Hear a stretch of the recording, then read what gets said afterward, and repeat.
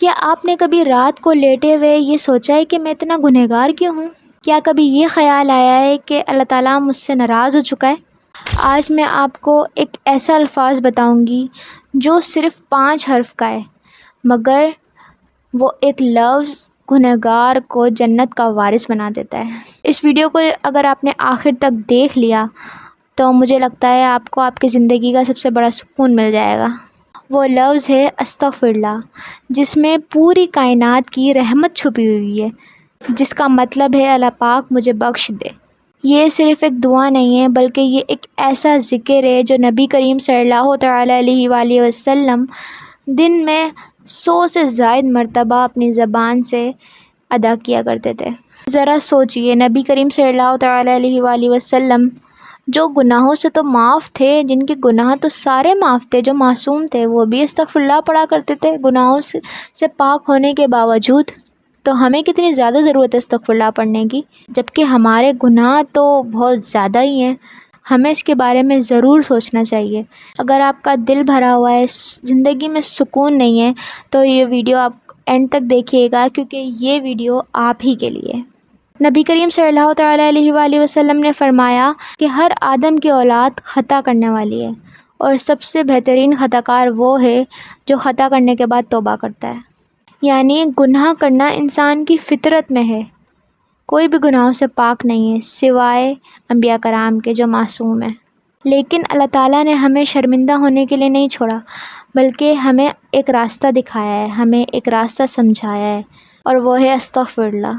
اللہ تعالیٰ قرآن پاک میں فرماتا ہے، کہہ دیجیے ان بندوں سے جنہوں نے اپنی جانوں پر ظلم کیا، اللہ کی رحمت سے مایوس نہ ہو، بے شک اللہ تعالیٰ گناہوں کو معاف کرنے والا ہے، بے شک وہی بخشنے والا مہربان ہے۔ ذرا سوچئے، یہ آیت ان لوگوں کے لیے ہے جنہوں نے اپنی جان پر ظلم کیا، اور اللہ تعالیٰ کیا فرماتا ہے کہ اللہ تعالیٰ کی رحمت سے مایوس نہ ہوں، اللہ تعالیٰ معاف کرنے والا مہربان ہے، کہ اگر کوئی گناہ کرتا بھی ہے تو وہ اللہ تعالیٰ سے معافی مانگے گا تو اللہ تعالیٰ اسے ضرور معاف کرے گا۔ یہ اللہ تعالیٰ نے ایک بندے سے وعدہ کیا ہے۔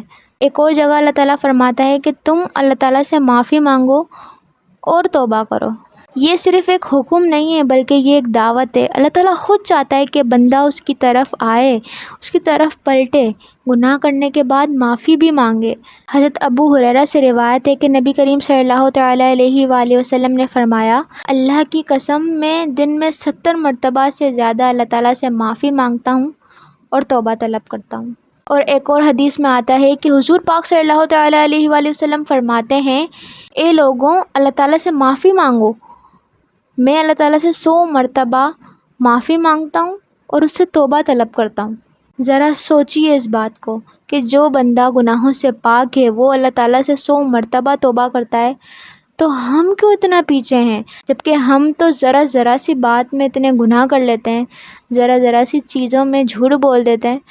ہم کیوں اتنا پیچھے ہیں معافی مانگنے میں؟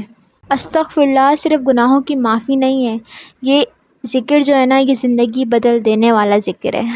اس کا پہلا فائدہ یہ ہے کہ گناہوں کی معافی کرتا ہے، اور دوسرا فائدہ یہ ہے کہ دل کو سکون دیتا ہے، اور اس کا تیسرا فائدہ یہ ہے کہ پریشانیوں کو بھی حل کر دیتا ہے۔ حضور پاک صلی اللہ تعالیٰ علیہ وآلہ وسلم نے فرمایا کہ جو بندہ استغفر اللہ کرتا ہے نا، اللہ تعالیٰ اس کے دل کو سکون دیتا ہے، اس کے لیے راستے بنا دیتا ہے، اس کو تنگی سے نکال دیتا ہے، اور اسے وہاں سے رزق عطا کرتا ہے جہاں سے اس کا گمان بھی نہیں ہوتا۔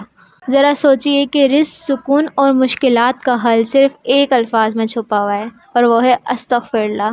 اور اس کا ایک اور فائدہ یہ ہے کہ خوشیاں اور برکتیں ہماری زندگی میں آتی ہیں، اور ایک اور فائدہ یہ ہے کہ اللہ سے بندے کا رشتہ مضبوط ہو جاتا ہے۔ حضرت نوح علیہ السلام نے اپنی قوم سے کیا کہا؟ ان کا واقعہ ہے کہ حضرت نوح علیہ السلام اپنی قوم سے کہتے ہیں، مفہوم بیان کری ہوں، کہ فرماتے ہیں کہ تم اللہ تعالیٰ سے معافی مانگو، اللہ تعالیٰ آسمان سے تمہارے لیے بارش برسائے گا، تمہاری مال اور اولاد میں اضافہ کرے گا، اللہ تعالیٰ تمہیں باغات اور نہریں عطا کرے گا۔ ذرا سوچئے کہ نوح علیہ السلام اپنی قوم کو استغفر اللہ کی دعوت دے رہے ہیں، کیونکہ یہ جانتے ہیں کہ اللہ تعالیٰ نے اس الفاظ میں کتنی زیادہ پاور رکھی ہے۔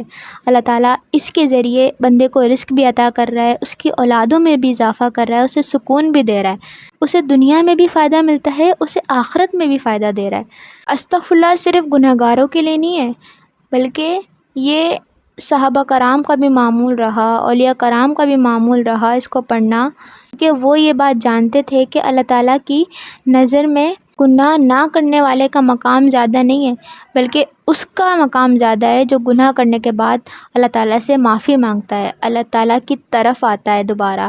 استغفر اللہ جو ہے نا، وہ دل کو نرم کرتا ہے، انسان کے اندر جو گھمنڈ ہوتی ہے نا اس کو ختم کرتا ہے، اسے اللہ تعالیٰ کی طرف لے کر آتا ہے بندے کو۔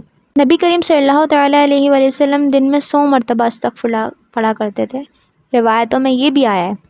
تو یہ حضور پاک صلی اللہ علیہ وسلم کی سنت بھی ہے، تو ہم اس سنت کو کس طرح سے پورا کریں، تو میں آپ کو ایک روٹین بتاتی ہوں جس سے سنت پر عمل بھی ہو جائے گا۔ سب سے پہلے کہ صبح 33 ٹائمز استغفر اللہ پڑھیں، نماز کے بعد 33 ٹائمز استغفر اللہ پڑھیں، اور رات کو سونے سے پہلے 34 ٹائمز استغفر اللہ پڑھ لیں۔ ایسے آپ کی سنت بھی پوری ہو جائے گی، اور جو 100 مرتبہ استغفر اللہ پڑھنا ہے وہ بھی پورا ہو جائے گا۔ یاد رکھیں، آپ کے گناہ کتنے بھی بڑے ہوں مگر اللہ کی رحمت آپ کے گناہوں سے کئی زیادہ ہے، تو کبھی بھی اللہ تعالیٰ کی رحمت سے مایوس نہ ہوں۔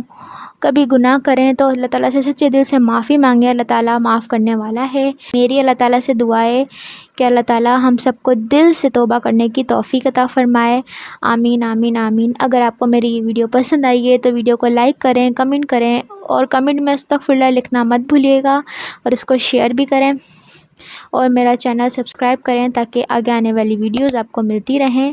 السلام علیکم ورحمۃ اللہ وبرکاتہ۔